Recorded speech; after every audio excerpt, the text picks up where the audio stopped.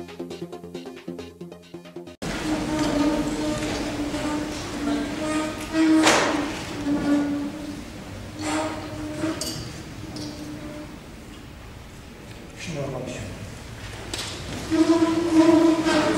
рада, что вы приехали. Все, кто здесь сегодня присутствует, совершенно не случайно оказались в этот день и в этом месте. Потому что, как показала история, они были в нужном месте и в нужное время во все трагические дни тех событий, которые сегодня мы хотим вспомнить.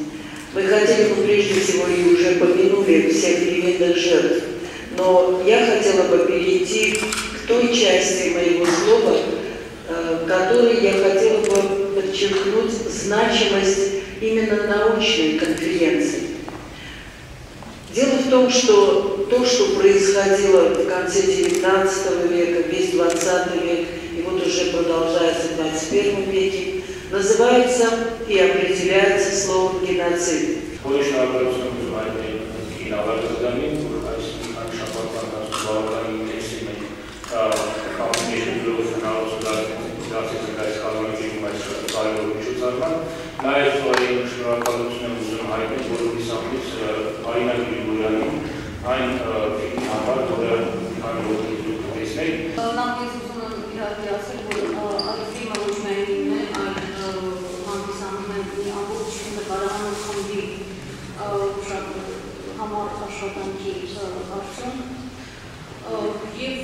Եվ շատ կարճ խոսեմ, որովհետև այն ինչ որ մենք ուզում ենք ասել այդ ֆիլմի մասին, այդ իրադարձությունների մասին մենք ասել ենք այդ ֆիլմում։ Ուզում եմ նախ շեշտել, որ ֆիլմը պատրաստված է Հայաստանի նախագահի աշխատակազմի հանրային կապերի և տեղեկատվության կենտրոնի համակողմանի աջակցության շնորհիվ և պատրաստվել է մի կողմից տեսանյութերի շատ խիստ սակավության պայմաններում և մյուս կողմից ականատեսների և բուժյալների վկայությունների առատ փաստագրական նյութի հիման վրա։ Մենք շեշտում ենք ֆիլմում և ևս մեկ անգամ ուզում եմ շեշտել, որ ֆիլմը կոչված չէ քարոզել ատելություն կամ թշնաման։ Մեր նպատակը ճշմարտություն պատմելն էր Բաքվի ջարդերի մասին։ Անցած 20 տարիների փորձը ցույց է տալիս, որ լռությունը հանգեցնում է ոչ միայն նման ոչռագործության գտնողությանը, այլև նորագույն պատմության ամենաագրեսիվ նկատողմանը։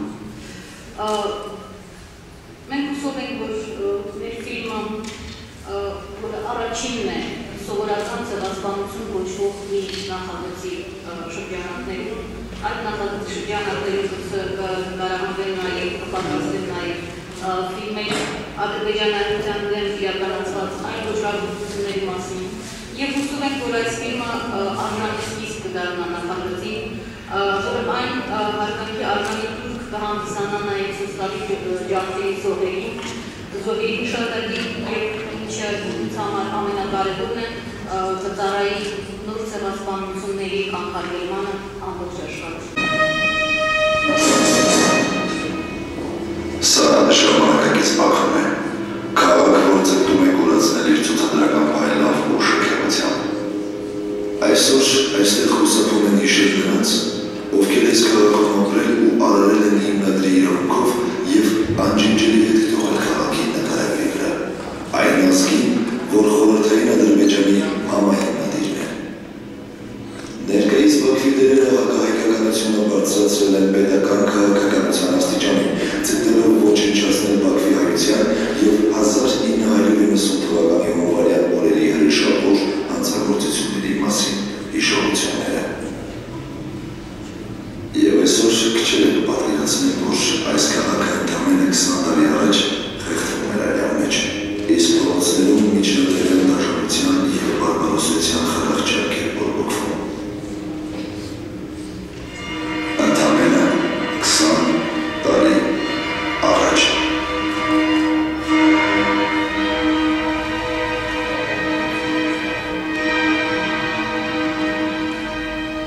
Այն ինչ տեղի ունեցել Բաքվում 1990 թվականի հունվարի 13-ից 19-ը դժվար է բառերով վերարտադրել։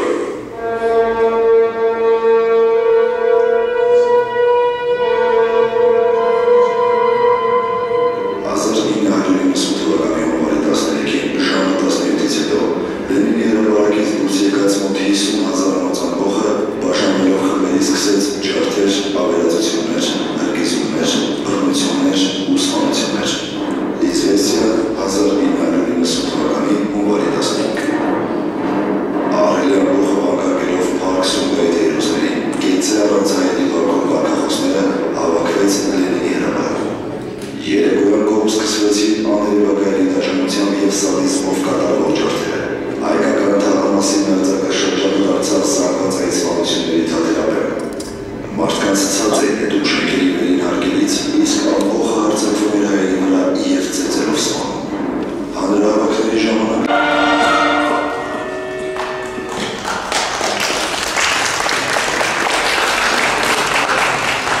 Какой будет доклад, о чем, какая концепция работы? Заведется? Все.